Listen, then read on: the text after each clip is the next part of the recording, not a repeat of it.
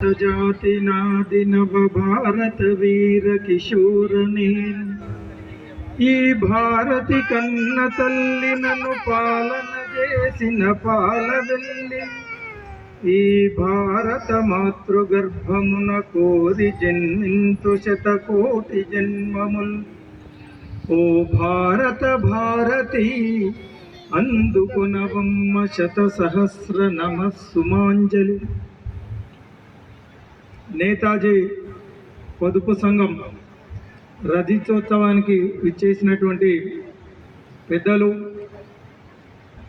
ఆహూతులు, ఆహ్వానితులు, వేదిక పై ఉన్న వేదిక ముందున్న అందరికీ శుభాభినందనలు, శుభాకాంక్షలు.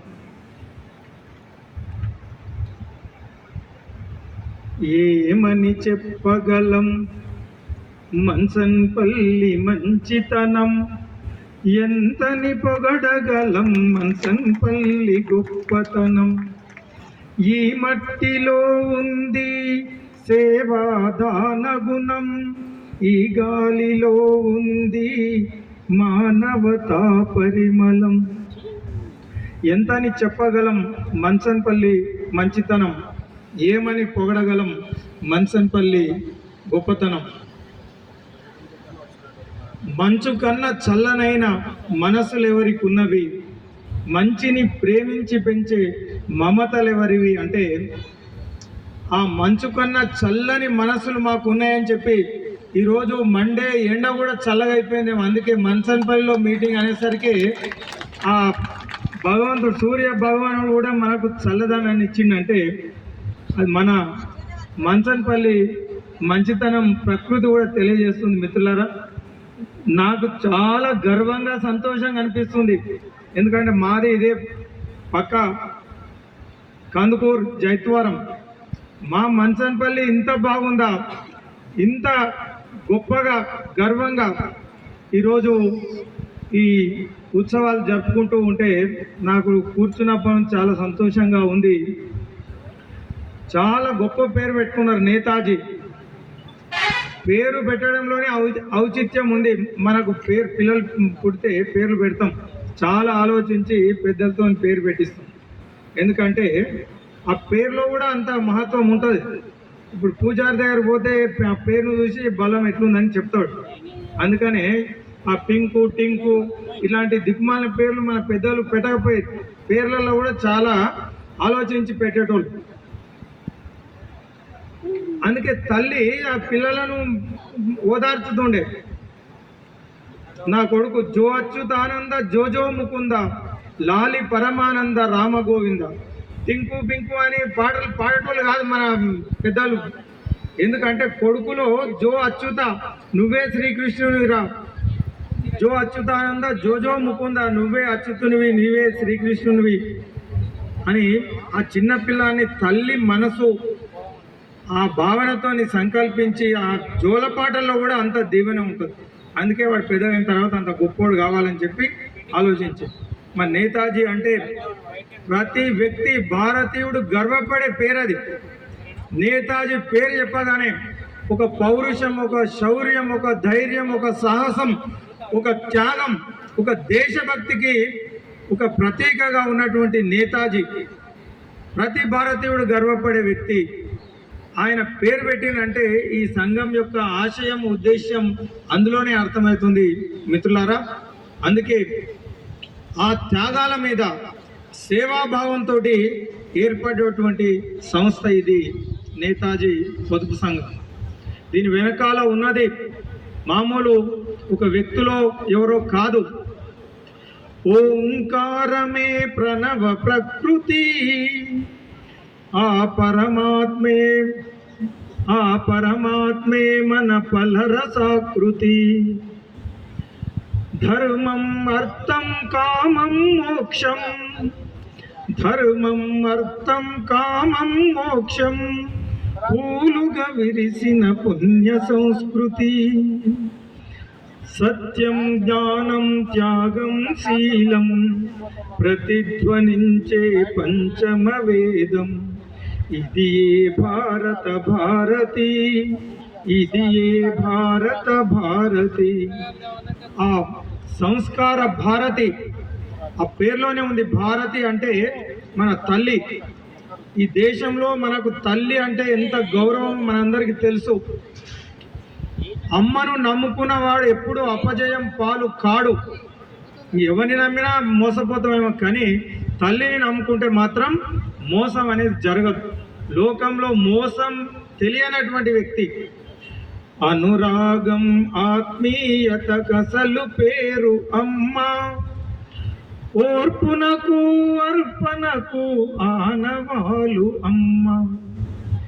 ప్రతి మనిషి పుట్టుకకే పట్టుకొమ్మ అమ్మ, ఈ లోకమనే గుడి చేరగా తొలివాకిలి అమ్మ. అమ్మదనమున ఎంత కమ్మదనముందిరా, అమృతముకే ఆమె తీపి నేర్పిందిరా. ఆమె ఎదపై పడవలే ఎక్కి తొక్కినా, కరకు చేపలు డొక్కలో దూరి నిక్కినా. సస్య సంతానాలు ఎదిగి వదగాలని అని శుభముగా తలచి అనువనువు పొంగు. వంతెనలతో గొంతు నులిమి బాధించిన, కరకు చేపలు డొక్కలో దూరి నిక్కిన. సస్య సంతానాలు ఎదిగి వదగాలని అని శుభముగా తలచి అనువనువు పొంగు. అమ్మదనమున ఎంత కమ్మదనముందిరా, అమృతముకే ఆమె తీపి నేర్పిందిరా. అమ్మను నమ్ముకొంటిని అహమ్ము ఇహమ్మును మాని పూనికన్. అమ్మల గన్నయమ్మ ముగురమ్మల మూల పుటమ్మను, సుగీతమ్ముల సత్కవిత్వమ్ముల సుసంస్కృతి ధారలు ధారత. ఉగ్గుపాలుగాగై కొమ్మని పోసిన ఎట్టి రసపూర్ణ వికీర్ణ సువర్ణన కర్తయౌ మా అమ్మను నమ్ముకుంటి. సమ్మిళిత ఆర్ద్రభావ మనసా వచసా శిరస పదే పదే రమ్మని చేరదీసి, శిరమ్ము ఉరమ్మున చేర్చిన ఎట్టి మా అమ్మను నమ్ముకుంటి. అమ్మను అమ్మనంచు హృదయమున నమ్మిన సత్యదీక్షతో, సొమ్ములు గిమ్ములుంగొని సొక్కి శరీరము వాయకుండా, ఏ సమ్మెట వేటులన్బడక సద్గతి శ్రీహరి భక్తి తత్వరాజ్యమున రాజరాజుగా. తుషార పటీర మరాల కీర్తియౌ కొమ్ములు కుమ్ము గిత్తలను కోలను కాడిన గట్టి పొలాల సౌరులో. దుమ్ములు ధూళియు పోసుకొని దుక్కిట దున్నుట చేజనించు, చెమ్మెట ధారలే కవన చిత్రణమందు సారధారలంచు. ఆముని ముఖ్య సన్నిభుడు అహంకృతి ధూరుడు ఆర్ద్రచిత్తుడౌ, బమ్మెరపోత రాజకవి భాగవతమ్ము జగద్విధార్థమై.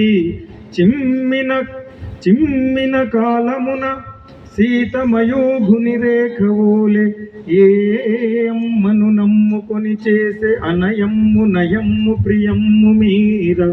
ఆ అమ్మను నమ్ముకుందం. మనకు జన్మనిచ్చిన తల్లి, ఈ జన్మభూమి, ఈ గోమాత, ముగ్గురు తల్లులు మనకు. ఏ తల్లిని నమ్ముకున్నా వారికి అపజయం ఉండదు.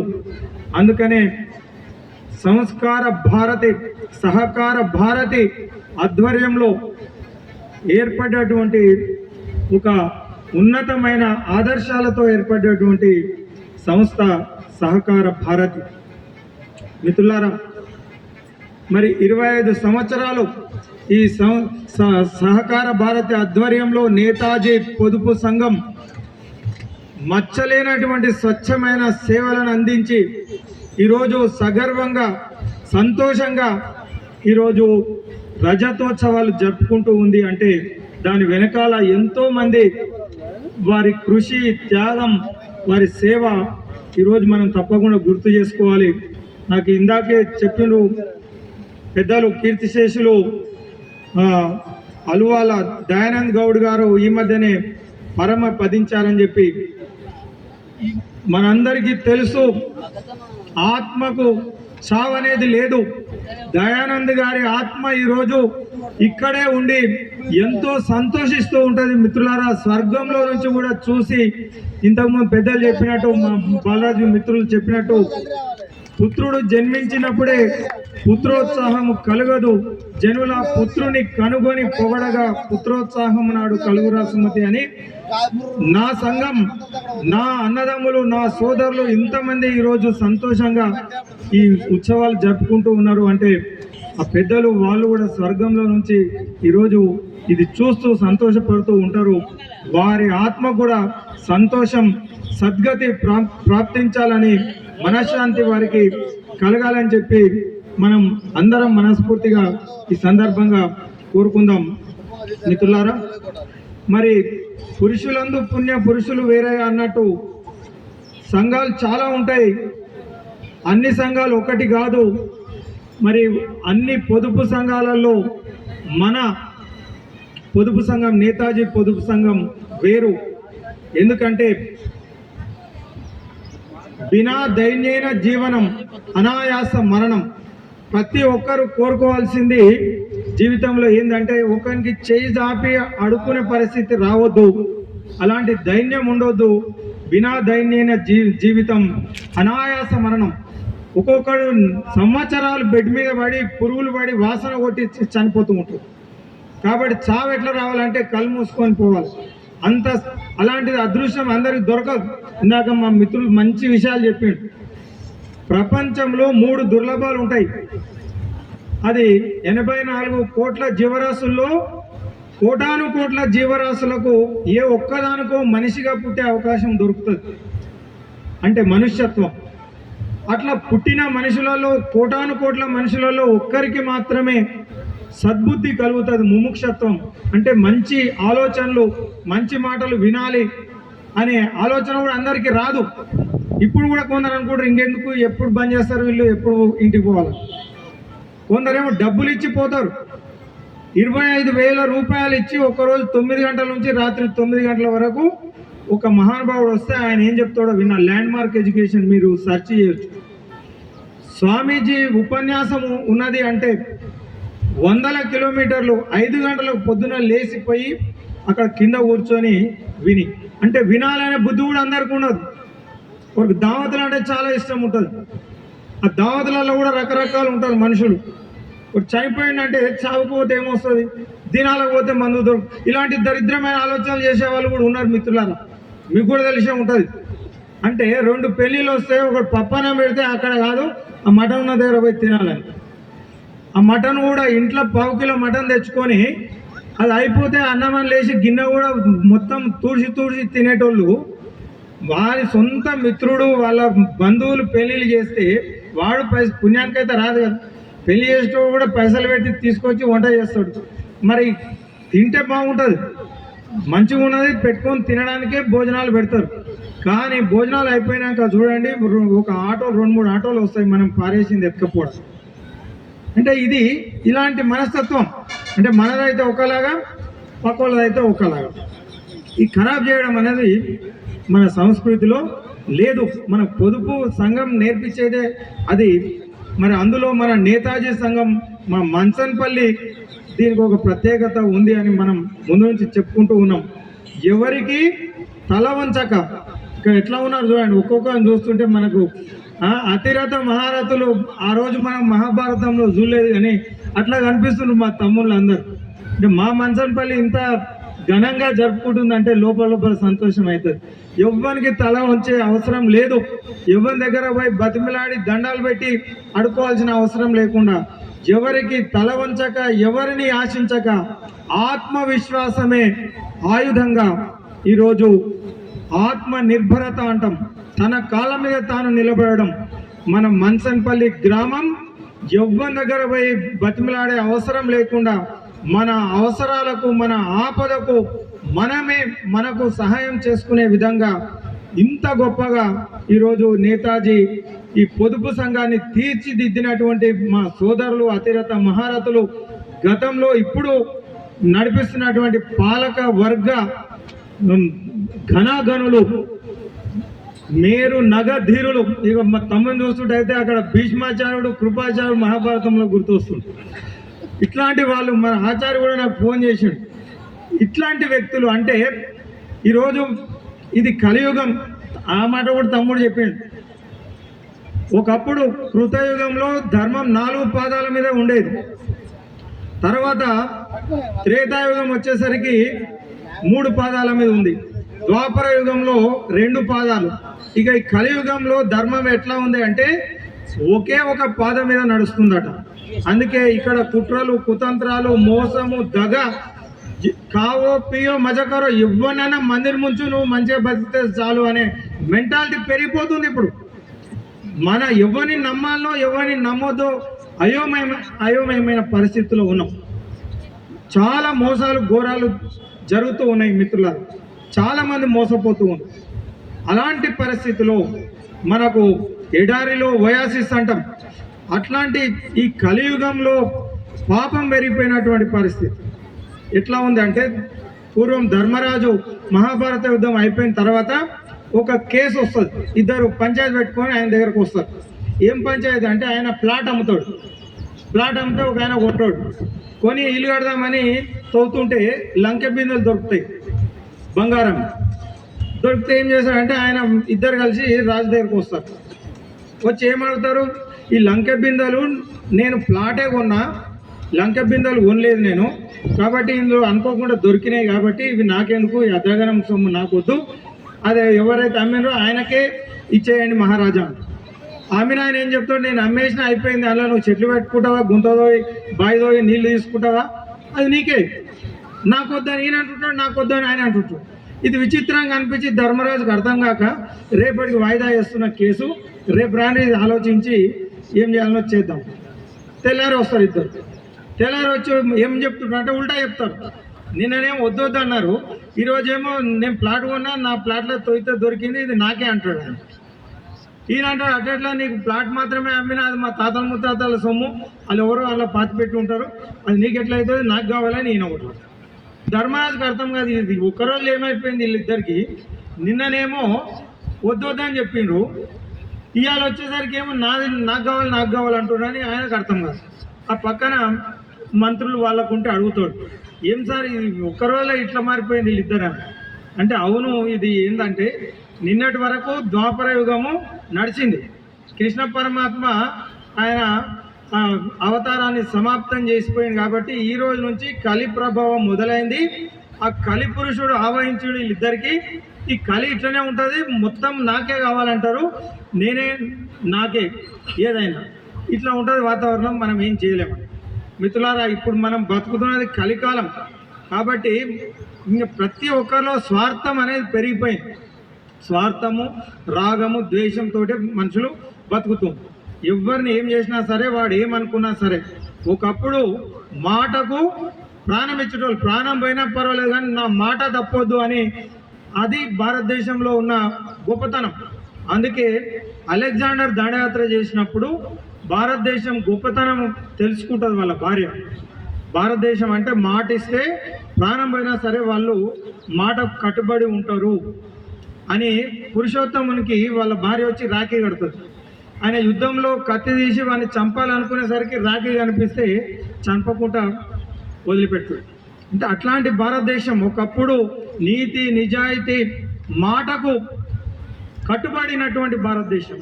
ఈ కలికాలంలో ఈ పాశ్చాత్య నాగరికత ప్రభంజనంలో బడి ఈరోజు ఉల్టా అయిపోతుంది.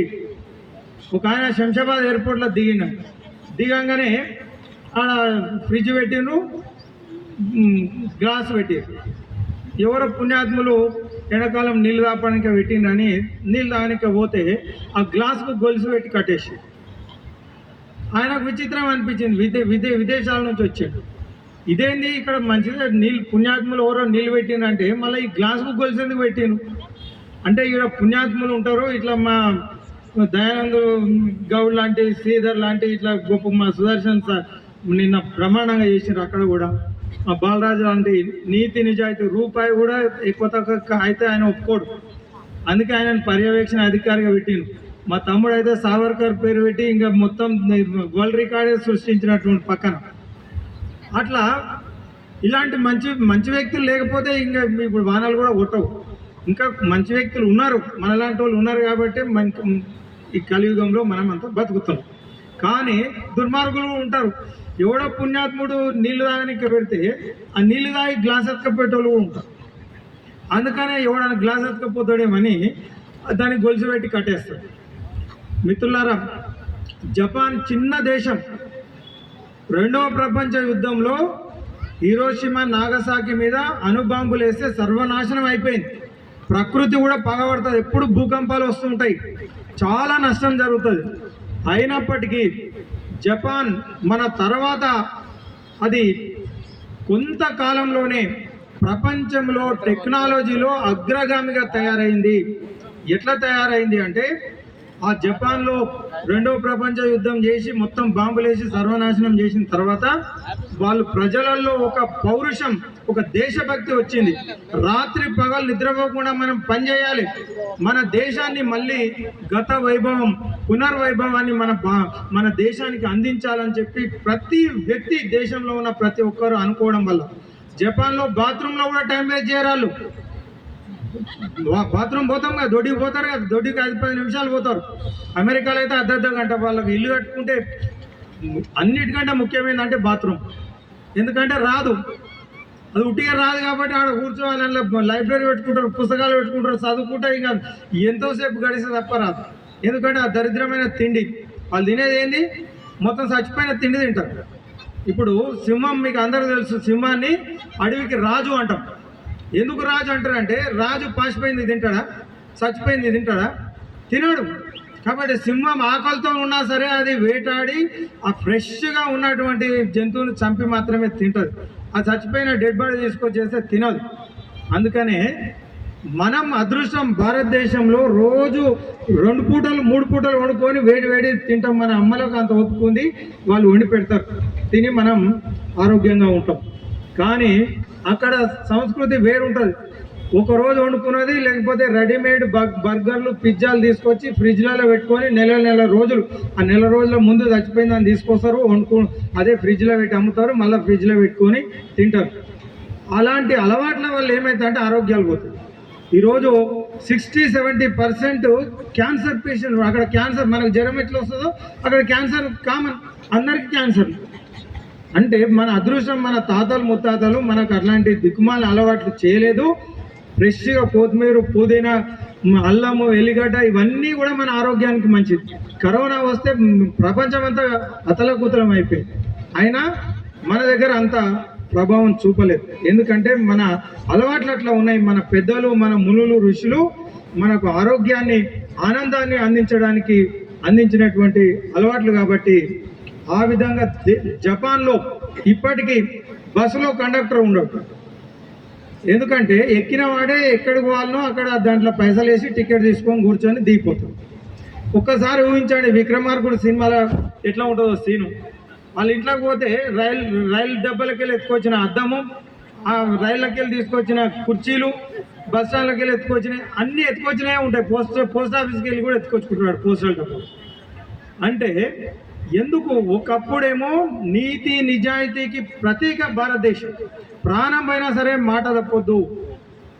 అలాంటి దేశంలో ఈ దుస్థితి ఎందుకు వచ్చింది? ఈరోజు బస్సులో కండక్టర్ లేకపోతే మనం ఏం చేస్తామో ఆలోచించు. ఆ ఫ్రీగా ప్రయాణం చేసి దిగిపోతే బాగుంటుంది. ఆ సీట్లు కూడా అదొక టైం ఉంటే పిక్కొని వస్తాడు. అంటే మనం ప్రజలకు ఏం నేర్పిస్తున్నాం? మరి ఏం నేర్పిస్తే అదే నేర్చుకుంటారు కదా.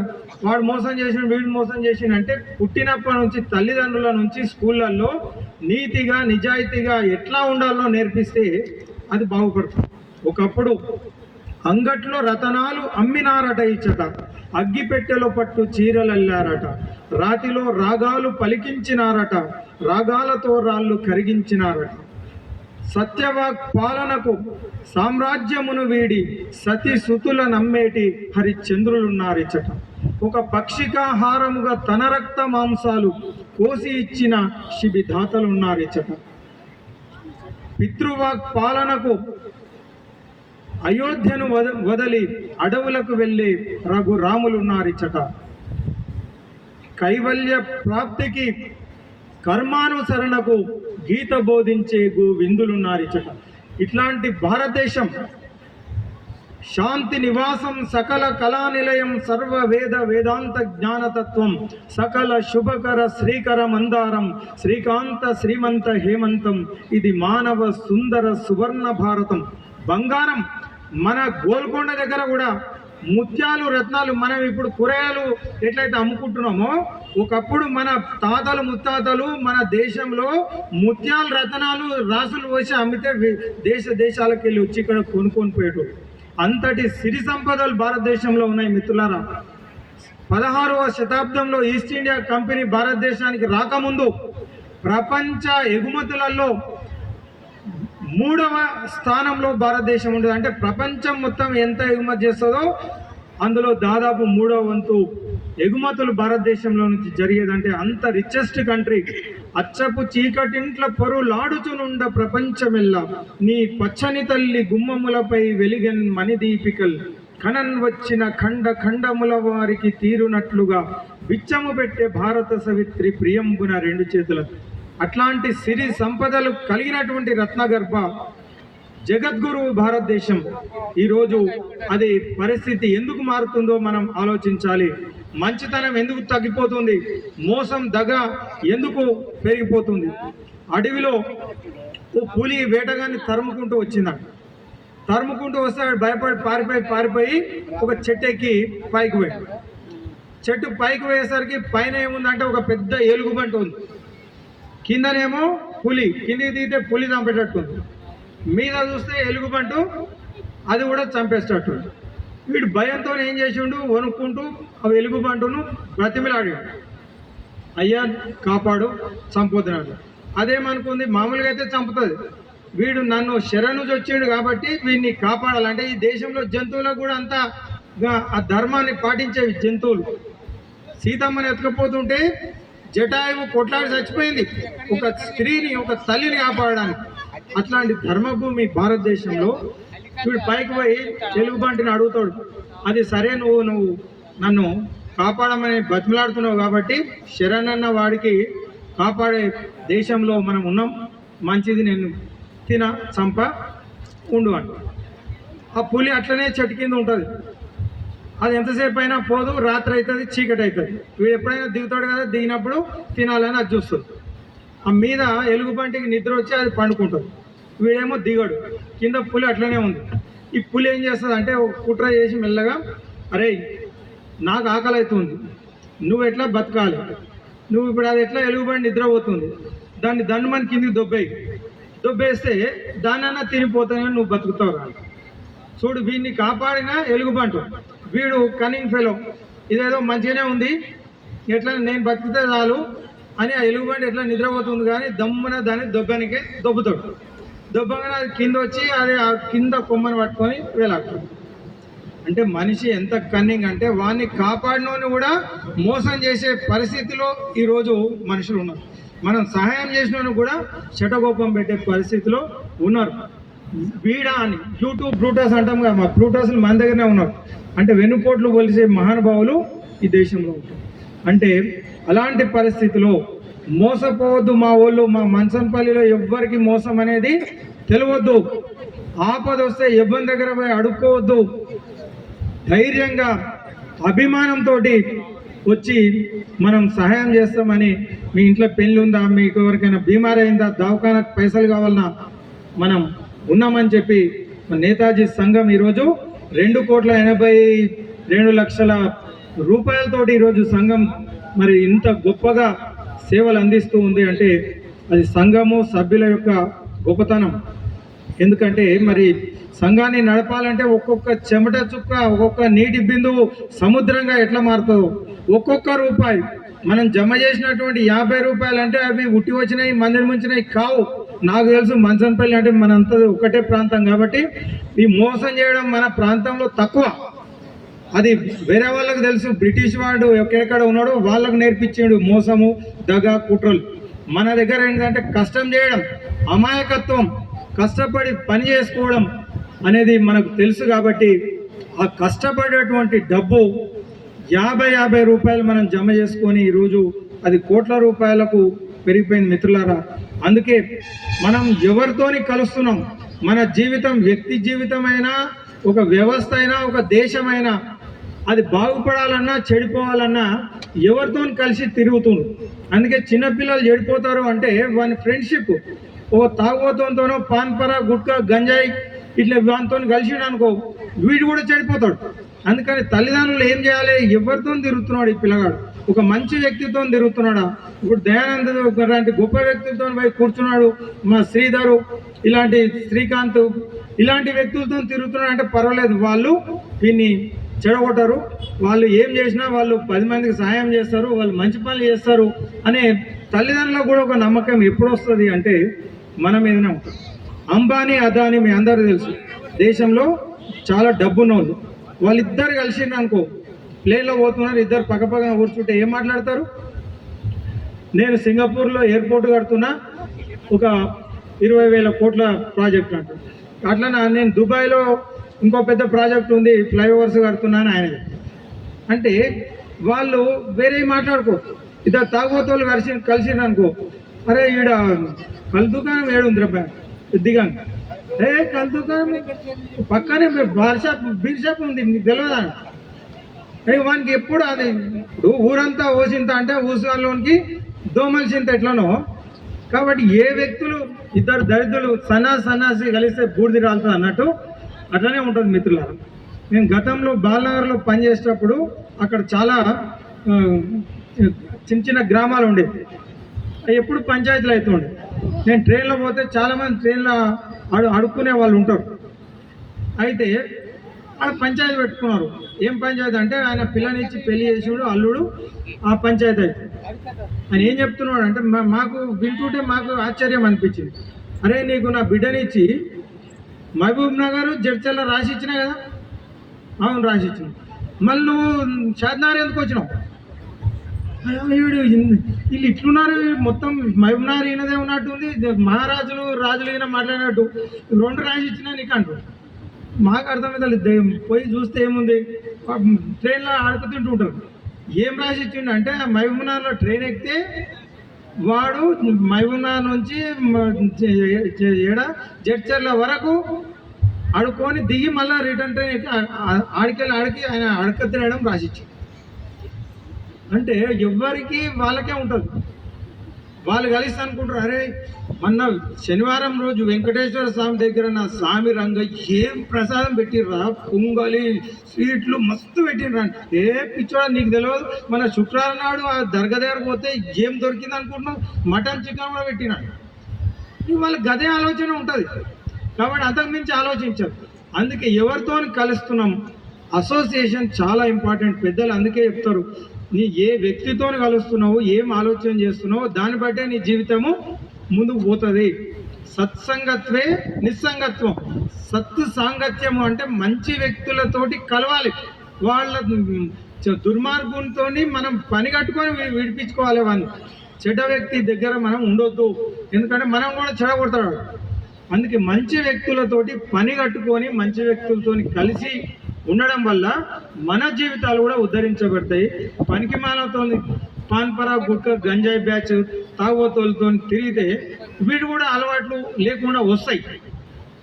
అందుకని సత్సంగత్వే నిస్సంగత్వం, నిస్సంగత్వే నిర్మోహత్వం, నిర్మోహత్వే నిశ్చలతత్వం, నిశ్చలతత్వే జీవన్ముక్తి.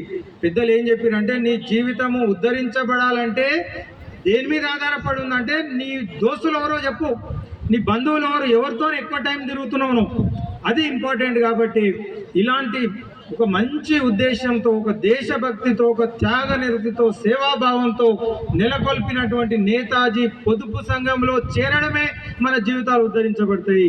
ఎందుకంటే మనకు సహాయం చేస్తామా, సహాయం పొందుతామా తర్వాత విషయం.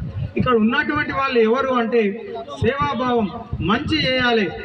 పరమశివుడు చెప్తాడు పార్వతికి, క్షీరసాగర మదనం జరిగినప్పుడు కాలకూట విషం పుడుతుంది. దేవతల రాక్షసులు ఊరికే కొట్లాడుతుంటారు. కొట్లాడి వాళ్ళు ఒక కాంప్రమైజ్కి వస్తారు. అరే ఇద్దరం మనం కొట్లాడితే ఏం లాభం పోయి ఏం చేద్దామంటే ఇద్దరికి పనికొచ్చే ఉపాయం చెప్తా అంటాడు. ఎవరు? ఇంద్రుడు పోయి బలిచక్రవర్తి దగ్గర, ఇద్దరు అన్నదమ్ములే, తల్లులు వేరు అన్నదమ్ములు. ఏం చేద్దామని అంటే ఏం లేదు, మనం ఎప్పటికీ కొట్టుకొని చచ్చుడేందుకు, ఇద్దరం కలిసి ఒక పని చేద్దాము, అమృతం వస్తుంది, అది తాగితే మీరు చావరు మేము చావరు. అరే ఇదే మంచిగానే ఉంది అబ్బాయి ఉపాయం అంటే అందరు కలిసి పోతారు. ఏం చేయాలి? సముద్రంలో చిలకాలి. మనం పెరుగుగిన చిలికి వెనయ చేసినాం. చిలకాలంటే ఏం చేయాలి మరి? మందర పర్వతాన్ని మోసుకొస్తారు, తిప్పలబడి నీళ్ళల్లో పెడతారు సముద్రంలో. వాసుక అనే పామును పట్టుకొస్తారు. ఈ పామును పట్టుకొచ్చి తాడులాగా చుట్టి తలకాయ దిక్కు దేవతలు పట్టుకుంటారు, తోక దిక్కు రాక్షసులు పట్టుకుంటారు. గుంజుతూ ఉంటారు అక్కడిక్కడ. గుంజగానే రాక్షసులు అంటే ఎట్లుంటారు మనుషులు అనేది చెప్తారు. ఒకడు అంటాడు, అరే మనమేం తక్కువనారా, మనకు తోకిచ్చిర్రు, వాళ్ళేమో తలకాయ పట్టుకోరు. దేవతలేమో ఎక్కువ, మనమేం తక్కువనా? కుదరదు. మనమే తలకాయ దిక్కు పట్టుకోవాలి, వాళ్ళకే తోక పట్టుకుంటాం. పంచాయతీ పెట్టుకుంటారు తలకాయ తోక. అంటే వాళ్ళు చేసే పని ఏంది అంటే ప్రతి దగ్గర ఈ అహంకారం వస్తుంది, ప్రతి దగ్గర కొట్లాడు. ఇక దేవత అంటారు, ఏదో కొండ్రా భయ్, ఇప్పుడు వీళ్ళతో కొట్లాడితే కాదు, మంచిది భయ్, మీరే గ్రేటు, మీరు రాని తలకాయ దిక్కు పట్టుకొని మీరే గుంజుని, తోక మేమే పట్టుకుంటామని దేవతలంతా తోక పట్టు, రాక్షసులంతా తలకాయ పడతారు. గుంజుతూ ఉంటారు. గుంజుతుంటే పాము కదా, దానికి ఆయాసం వస్తుంది, కడుపులో ఉబ్బసం అయిపోయి నోట్ల నుంచి ఏమవుతుంది, ఆ విషం కక్కుతుంటుంది. విషం కక్కుతుంటే ఇప్పుడు తోక దిక్కున్న దేవతలకు మంచి హాయిగా ఉంటుంది, చల్లగా. అది విషం, అది పాము విషం బుస కొడుతుంటే ఏమవుతుంది అంటే రాక్షసులకు ఇబ్బంది అవుతుంది. అప్పుడు తిడతారే అవులగా మంచిగా తోక పట్టుకొని గుంజుతుంటే వీడియో చేసిండు, వీడియో వద్దన్నాడు. ఇప్పుడు మనం తోక గుంజేటోళ్ళం తలకాయ తెచ్చారు, ఇప్పుడు మొత్తం విషం అంతా మన మీద పడుతుంది. ఇట్లా గుంజి మొత్తం మీద అమృతం పుట్టదు, కాలపూట విషం పుడుతుంది. అది లోకాలను మొత్తం దహించి వ్యాపిస్తుంటుంది. ఆ విషాన్ని చూసి భయపడి పారిపోతారు, ఆ చిలికేది విడిచిపెడతారు, పారిపోతారు. ఎక్కడ పోయినా అది ఎంబడిపడి వస్తుంటుంది. ఉరికి కైలాసం పోతారు. పని చేసేటప్పుడు పెద్ద మంది దగ్గర పోరు. ఇప్పుడు ఏదైనా కొట్లాట అయితే ముందే సర్పంచ్ దగ్గర పోరు, సార్ ఇట్లా అవుతుందని. పంచాయతీ పెట్టి నెత్తి వాళ్ళు కొట్టుకున్నాక అప్పుడు సర్పంచ్ దగ్గర పోతాడు, నువ్వే ఏం చేసావో మాకు తెలియదు, దీన్ని ఏమి సెట్ చేయాలంట. అట్లా పరమశివుని దగ్గరికి ఇప్పుడు ఉరుకుతారు. ఉరికి మాట్లాడుకుంటున్నా ఉరుకుతారు, వెనుక విషం వస్తుంటుంది భయపడి. ఏమన్నా మహాదేవ పాహిమాం కాపాడు, లేకపోతే చచ్చిపెట్టేట్టున్నాడు. అప్పుడు పరమశివుడు ఏం చేస్తాడంటే, మంచిది నేనే కాపాడుతాను అన్నాడు. చూడండి ఎంత మన దగ్గర ఎంత గొప్ప విషయాలు ఉన్నాయి. భర్త ఏం చేయాలన్నా భార్య పర్మిషన్ లేకుండా చేయడము ఈ దేశంలో నిషిద్ధం. పెళ్లి చేసేటప్పుడు బాబాయ్ అదే చెప్తాడు, కానీ మనం దాన్ని అర్థం చేసుకోం. పిల్లగానికి చెప్తాడు, ధర్మే చ అర్థే చ కామే చ మోక్షే చ నాతి చరామి. అది సంస్కృతం కాబట్టి మనకు అర్థం కాదు. అరే ధర్మము ఆచరించడంలో కానీ ధర్మ అర్థ కామ మోక్ష ఏ పురుషార్థం, నువ్వు ఏ పని చేసినా పురుషార్థం కోసం, నువ్వు ఏ పని చేసినా నీ భార్యను అతిక్రమించా, పంచభూతాలు మొత్తం బంధుమిత్రుల సాక్షిగా ప్రమాణం చేయరా అని చెప్పి 3 సార్లు ప్రమాణం చేపిస్తావు. అంటే భార్యను అడగకుండా, భార్యకు ఇష్టం లేకుండా భర్త ఏ పని చేయొద్దు అన్నది మన శాస్త్రం చెప్తున్నటువంటి విషయం, నేను చెప్పేది కాదు. అంత గౌరవం స్త్రీలకు, తల్లులకు ఈ దేశంలో ఇచ్చింది. ఆ విధంగా ఆ పార్వతిని అడగకుండా పరమేశ్వరుడు ఏం చేయడు, వాళ్ళని చూసే నేర్చుకోవాలి. సీతారాములు, పార్వతి, పరమేశ్వరుడు. మరి పిల్లలంతా ఏడ్చుకుంటూ వచ్చిర్రు, చచ్చిపోతామని కాపాడమని అడుగుతుర్రు. ఏం చేయాలి? తల్లి నువ్వు పర్మిషన్ ఇస్తే కాపాడుతావు అని చెప్పి ఏం చేస్తాడంటే, పరహితము చేయునవ్వడు పరమహితుండగు భూత పంచకమునకొను, పరహితమే పరమధర్మము పంచేంద్రముకి. ఆమెకు మోటివేట్ చేస్తాడు.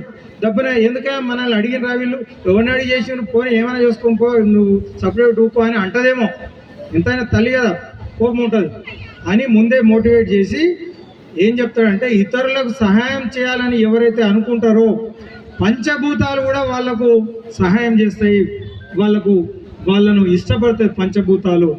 అందుకని ఈరోజు మనం మీటింగ్ పెట్టుకుంటే గాలి ఎండ కూడా తగ్గిపోయింది. అంటే నిజంగా మంచి మనసుతోటి ఎవరు ఏ పని చేసినా ప్రకృతి కూడా వాళ్లకు సహకరిస్తుంది. పార్వతి పరోపకారాన్ని మించిన పరమ ధర్మం, హిందూ, ముస్లిం, క్రిస్టియన్ ఇవన్నీ ధర్మాలు అన్నిటికంటే గొప్ప ధర్మం ఏంటి అంటే పరోపకారం. ఇతరులకు సహాయం చేయడం కంటే గొప్ప ధర్మం మరొకటి లేదు. ప్రకృతి కూడా అదే తెలియజేస్తుంది మనకు. పరోపకారాయ ఫలంతి వృక్ష పరోపకారాయ దుహంతి గావ పరోపకారాయ బహంతి నదియ పరోపకారాయ ఇదం శరీరం. ఇతరులకు ఉపయోగపడితేనే అది శరీరం. నేను నా పిల్లలు నా సంసారం అనుకుంటే అది పశువులాగా బతికినట్టు. మనిషిలాగా బతకడం అంటే 10 మందికి ఉపయోగపడమే నిజమైనటువంటి జన్మ. అలాంటి ఆదర్శాలతో ఏర్పడ్డది. The only live who live for others, the rest are mere dead అంటాడు వివేకానంద. ఇదే మాట ప్రకృతి చెప్తుంది, పరమేశ్వరుడు చెప్తున్నాడు. అందరూ చెప్పే మాట ఏంటంటే మనిషి అంటే ఏందిరా అంటే ఎవరికన్నా ఉపయోగం ఉండాలి. మన కడుపులో పుట్టిన కొడుకుని చూసి అంటారు దరిద్రుడు, ఎందుకు పుట్టినవరా నాకు, చెడ పుట్టినవరా నా కడుపులో తల్లిదండ్రులు తిట్టుకోవద్దు. ఊరోళ్ళు ఈ దరిద్రుడు ఊరు ఇడిచిపోతే బాగుండని ఊరోళ్ళు అనుకోవద్దు.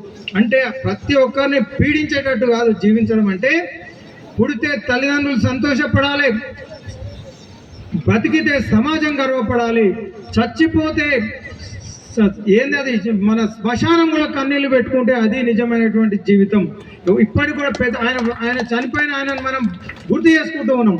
కానీ ఎప్పుడు పోతాడు రా వీడని బతుకున్నప్పుడే అనుకునేటట్టు బతకొద్దు, అది బతికే కాదు.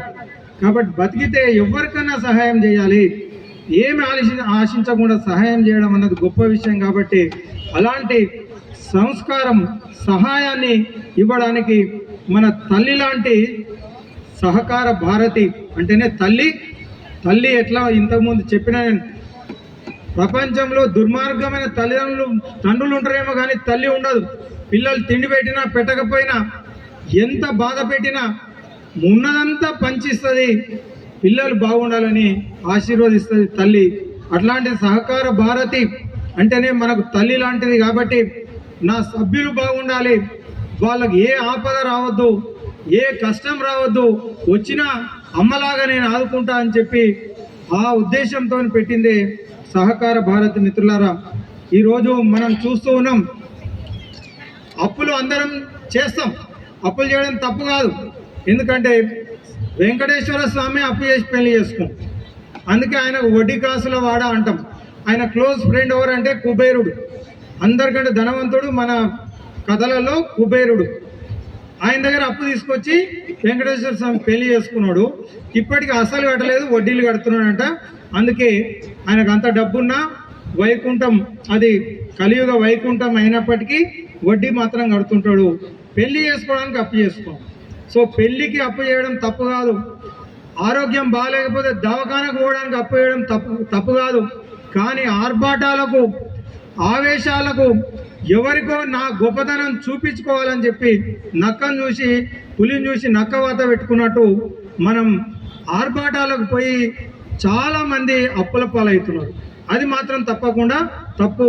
అవసరానికి అప్పు చేయాలి తప్ప ఆర్భాటం షో చేసుకోవాలి, నేను గొప్పగా చూపించుకోవాలని చెప్పి అప్పులు చేసి ఆగం కావద్దు. అలాంటి అప్పులకు చాలామంది గుంతనక్కల్లాగా కనిపెట్టుకొని ఉంటారు. మన ఆస్తి, మన పొలాన్ని జప్తు చేసుకొని 3 రూపాయలు, 4 రూపాయలు, 10 రూపాయలు మన అవసరానికి మిత్తిలకు ఇచ్చి లాస్ట్కు అసలు కట్టకపోతే మన ఇల్లు పొలాలను కూడా తీసుకున్నటువంటి సందర్భాలు ఎన్నో ఉన్నాయి గతంలో. అట్లా కాకుండా కేవలం నామ మాత్రం ఈరోజు చిట్టీలు కూడా చేస్తున్నారు, మోసం చేసి వెళ్ళిపోతున్నారు, కోట్ల రూపాయలు ముంచిపోతున్నారు. బ్యాంకులలో కూడా మోసం జరుగుతుంది.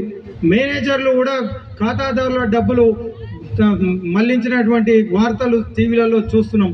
మన దగ్గర ఇక్కడ మంచి మిత్రులు ఉన్నారు కాబట్టి ఇలాంటి వాళ్ళు కాదు. కానీ అంటే ప్రతి దగ్గర మోసం మోసం మోసం, ఎవరిని నమ్మాలనో తెలియని పరిస్థితిలో మరి సహకార భారతి అట్లాంటిది కాదు. నేతాజీ లాంటి త్యాగ పురుషులు, దేశభక్తులు, వాళ్ళ ఆశయాలతో నిర్మించబడ్డది సహకార భారతి ఆధ్వర్యంలో నేతాజీ పొదుపు సంఘం. దీనికి మూలాలు రాజ్యాంగబద్ధత కూడా ఉంది. ఇది ఏదో ఎవరో కూర్చొని పెట్టుకున్నది కాదు. మన రాజ్యాంగంలోనే 43 ఆర్టికల్ 43 ఆర్టికల్ ప్రకారం సహకార భారతి అన్నది, కోఆపరేటివ్ సొసైటీస్ అన్నది రాజ్యాంగబద్ధత కూడా దీనికి ఉంది. అదేవిధంగా ఆడిట్ వ్యవస్థ ఉంది.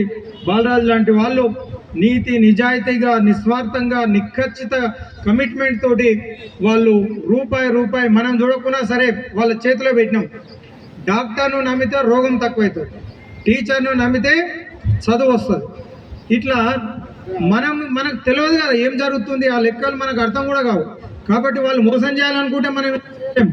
కానీ ఎలాంటి వ్యక్తులు వీళ్ళు అంటే ఇల్లు సంసారం మన ధన ప్రాణాలను కూడా త్యాగం చేసి దేశం కోసం సమాజం కోసం బతకాలనే అలాంటి వ్యక్తులు ఇక్కడ పనిచేస్తున్నారు. కాబట్టి అలాంటి వ్యక్తుల చేతులలో మనం రూపాయి పెడితే అది దానికి ఎలాంటి ఢోకా లేదు, అది తప్పకుండా పెరిగి పెద్ద అవుతుంది. ఇప్పటికే మనకు 2 కోట్ల పైన ఇది జమ చేసిండ్రు అంటే అది వాళ్ళు మోసం చేసేటట్టుంటే ఇంత డబ్బు ఆదా అయ్యేది కాదు మిత్రులారా. అందుకే మరి నేను ఆ మధ్యలో కాలేజీకి పోయినా. కాలేజీ పోతే అది చైతన్య నారాయణ కార్పొరేట్ కాలేజ్. మనం పైసలు తీసుకుపోయి అందులో పెట్టి చదివిస్తాం కదా, గవర్నమెంట్లో ఎందుకు, గవర్నమెంట్ చదివిస్తే నామోషి, అందుకనే కార్పొరేట్లో చదివిస్తాం లక్షల రూపాయలు ఫీజు కట్టి. అక్కడ బోర్డు పెట్టింది, మనం ఇంట్లోకి పోతే కొందరు ఉంటారు బివేర్ ఆఫ్ డాగ్స్, కుక్కలు ఉన్నాయి జాగ్రత్త లోపలికి రావద్దని బోర్డులు పెడతారు. ఆ కాలేజీలో మొత్తం అతుకు పెట్టింది. ఏం అతుకు పెట్టిండ్రు అంటే పిల్లలతోటి ఫీజులు పంపొద్దు. నేను ప్రిన్సిపాల్ని అడిగినా, ఎందుకు సార్ గట్ల మొత్తం కుక్కలు ఉన్నాయి జాగ్రత్త అన్నట్టు ఇట్లా అతుకు పెట్టిందంటే, ఏం చెప్పాలి సార్, ఈ పిల్లలు తల్లిదండ్రులు ఫీజులు కడితే తీసుకుపోయి హోటళ్ళల్లో పార్టీలు చేసుకొని రోడ్డు మీద పోయి గుండగాలం దోలుకొస్తుర్రు. అట్లా ఉంది పరిస్థితి.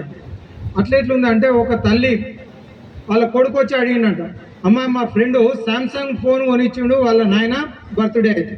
వాళ్ళ నాయన ఏం చేస్తాడు, వాళ్ళ నాయన టీచర్ అయితే టీచరే కొడుకు శాంసంగ్ ఫోన్ కొనిస్తే మీ నాయన ఇంకా పెద్ద ఉద్యోగం కదా, ఆయన పెద్ద గ్రూప్ 1 ఆఫీసర్, నీకు ఐఫోన్ ఇప్పిస్తా బిడ్డ, నీకు ₹1,00,000 ఇస్తా, నువ్వు ఫోన్ అంటే పిల్లలను ఎవరు చెడగొడుతుర్రు, మనమే చెడగొడతాం. పైసలు ఉన్నాయని చెప్పి వాళ్ళను తప్పుదవ పట్టించే ఆర్భాటానికి పోవాల్సిన అవసరం లేదు. ఈ మధ్య మీకు సత్యం కంప్యూటర్ తెలుసు, నారాయణమూర్తి లక్షల కోట్ల ఆస్తి ఆయనకు, వాళ్ళ దాన ధర్మాలే కోట్ల రూపాయల దాన ధర్మాలు చేస్తారు. వాళ్ళ భార్య ఉంటుంది, మీరు యూట్యూబ్లో కొట్టండి, ఎవరు, సుధామూర్తి అని. ఆమె పేయి మీద 1 తులం బంగారం ఉండదు, 1 మాసం బంగారం లేకుండా కాటన్ చీర కట్టుకొని తిరుగుతూ ఉంటుంది. ఆమె ఎయిర్పోర్ట్కి పోయింది ఒకసారి. ఎయిర్పోర్ట్కి పోతే ఒక ఆమె బట్టలు చూసి ఎవరో కూలి మనిషి లాగా ఉంది, అమెరికాకు ఇంట్లో పని చేయడానికి వెళ్ళకపోతున్నట్టు ఈమెనని చూసి, this is not your class, ఇది నువ్వు రావద్దు, ఇది ఫస్ట్ క్లాసు, మాలాంటి డబ్బున్నోళ్ళు నిలబడే క్లాస్, ఇది మీ 3rd క్లాస్ అది ఉంటుంది కదా అల్లవో నువ్వు అని చెప్పింది. ఈమె చూసి నవ్వుకొని ఏమనలేదు. లోపలికి పోయిన తర్వాత ఈమెకు కూడా ఆ టికెట్ ఉంటే ఆమె చూసి సిగ్గుపడి తల ఉంచుకున్నాడు. ఎయిర్పోర్ట్లో లండన్లో పోయి దిగినాక ఏడుకోవాలని అడుగుతారు కదా, చెక్ చేస్తే ఈమెను అడిగినట్టు ఏడుకోవాలంటే ఆ ప్రైమ్ మినిస్టర్ ఇంటికి పోవాలని చెప్పి. ఈమె చూస్తే బిచ్చగాళ్ళకు ఉన్నది, కాటన్ బట్టలు కట్టుకుంది. ఈమె ప్రైమ్ మినిస్టర్ ఏమైనా మెంటల్గా ఎక్కిందేమో, ఈమె ఇట్లా చెప్తుందని పక్కకు తీసుకుపోయారంటే సెక్యూరిటీ అందరు వచ్చారు. ఈమె ఎవరో ప్రధానమంత్రి మా అల్లుడు అని చెప్తుంది. ఆమె ఇంటికి పోవాలి. ఆమె అల్లుడు ఎవడంటే మొన్నటి వరకు బ్రిటన్ ప్రధానమంత్రి. అంత ధనవంతురాలు, అంత ఐశ్వర్యము, అంత హోదా ఉండి ఎంత సింపుల్గా ఉంటుందంటే, ఇప్పుడు నిన్న మోడీ గారు చెప్పింది అదే, అవసరాలకు ఖర్చు పెట్టుకోవడంలో తప్పులేదు, కానీ ఆర్భాటాలకు పోవద్దు, ఆవేశానికి పోవద్దు. మనం ఎంత అవసరం ఉంటే అంతే ఖర్చు పెట్టుకోవాలి, అది దేశానికి కూడా అవసరం. ఈరోజు 85-90% పెట్రోలు విదేశాల నుంచి కొనుక్కుంటాం, అది ₹150 కొనుక్కొని మనకు ₹100 ఇస్తుంది. అంటే నా దగ్గర డబ్బు ఉంది, నా దగ్గర కారు ఉంది, నేను కుక్కకు కూడా బయటికి తీసుకుపోవడానికి కార్లకు ఇచ్చుకపోతా, కూరగాయలు కొనుక్కోనికి కార్లో పోతా అంటే నువ్వు ₹100 పెట్టి పెట్రోల్ కొంటావు, కానీ 1 లీటర్కు ₹50 కూలీనాలు చేసుకున్న చెమట చుక్కలు అందులో ఉన్నాయి. ఈ విషయాన్ని మనం మర్చిపోవద్దు. అందుకనే ఒక్కరు పోతే బైక్ మీద పోవచ్చు, ఏం నామూషి కాదు. పెళ్లికి పోగానే ఏమనుకుంటారు అంటే ఆ దగ్గర తీసుకుపోతారు, కార్లో దిగితే ఒకటి చూడలేదనుకో మళ్ళీ అందరు చూస్తలేరు రానే డోర్ తీసి మళ్ళీ గుద్దాలి, ఎందుకంటే నేను కార్లోకి వెళ్ళి దిగినా అని చెప్పి అందరు చూడాలి. ఈ లేని ఆర్భాటాలు ఇవి నిజంగా వాటి వల్ల మనిషికి విలువ రాదు. మిత్రులారా, మరి టైం చాలా విషయాలు మనం మాట్లాడుకోవాల్సింది ఉంది. నాకు చాలా సంతోషం, సగానికి ఎక్కువ మాతృమూర్తులు తల్లులు వచ్చింది. కాబట్టి భారతదేశం గొప్పతనం అంతా అమెరికా అనవచ్చు, మా దగ్గర ఎలన్ మాస్క్ ఉన్నాడు, మా దగ్గర యాపిల్ కంప్యూటర్ ఉంది, మా దగ్గర ట్రంప్ ఉన్నాడు అని. మీ దగ్గర ఏముందంటే ఒక అమితాబ్ బచ్చన్ సినిమా ఉంటుంది, శశి కపూర్ అమితాబ్ బచ్చన్, तुम्हारे पास क्या है, मेरे पास बंगला है, गाड़ी है, ये है वो है అని చెప్తుంటాడు. तुम्हारे पास क्या है అంటే मेरे पास माँ है అంటాడు. అరే నా దగ్గర తల్లి ఉంది రా, మా ఒక్క తల్లి చాలు, ప్రపంచం మొత్తం ఒకవైపు, ఒక భారతదేశంలో ఒక తల్లి ఒకవైపు, తల్లి ఉంటే చాలు మా దేశాన్ని సురక్షితంగా మమ్మల్ని కాపాడుతుంది.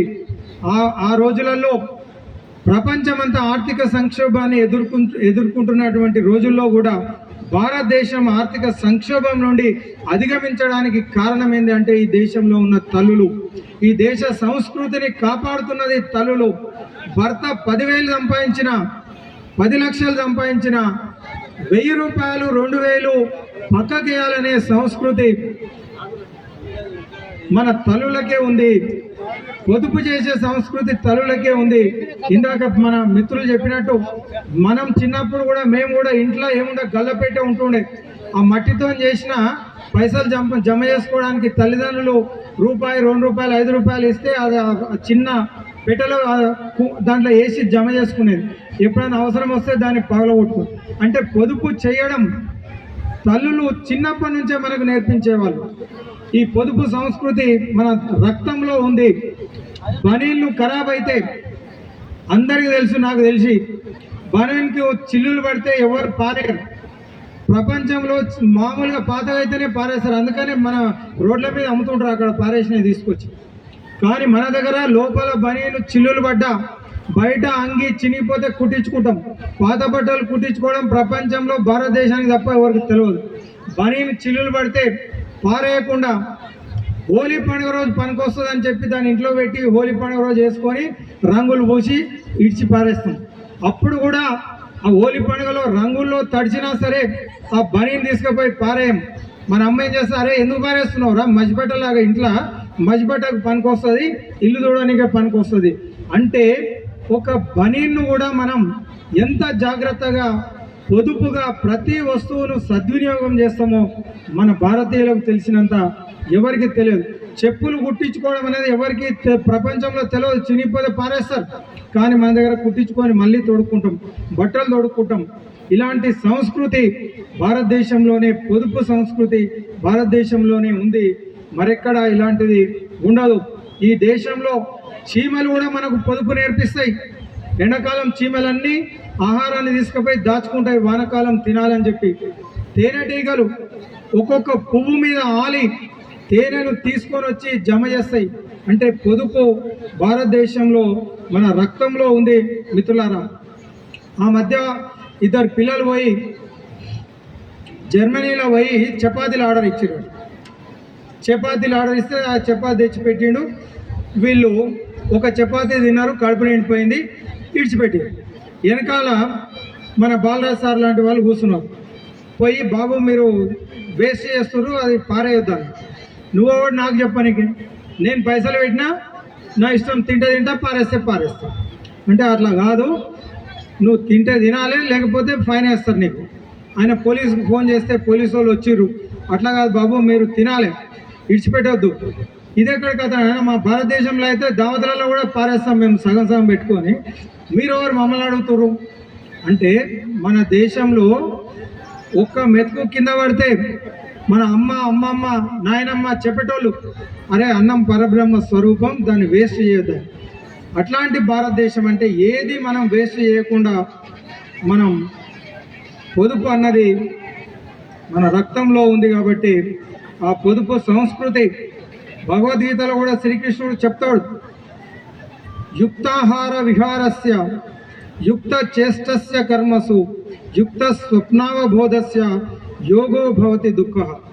పొదుపు అంటే పైసలే కాదు, టైంను పొదుపు చేయాలి, శ్రమను పొదుపు చేయాలి. ప్రతి దాంట్లో పొదుపు ఆరోగ్యానికి మంచిది అని చెప్పి శ్రీకృష్ణ పరమాత్ముడే చెప్తూ ఉన్నాడు. కాబట్టి అన్ని విషయాలలో మనం పొదుపుగా ఉంటూ ఆరోగ్యాన్ని, మనం ఆనందాన్ని పొందాలని చెప్పి ఎవరితోనో పోల్చుకోవద్దు.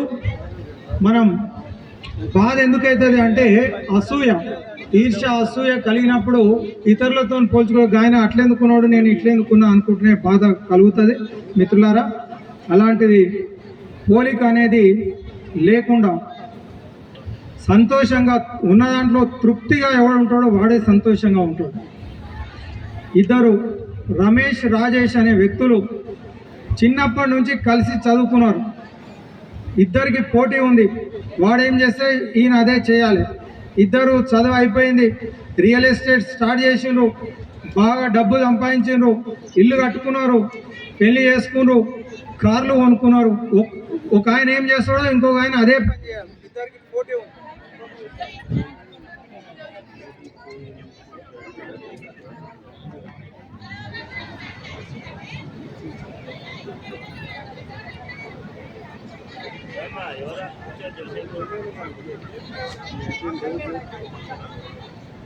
ఓకే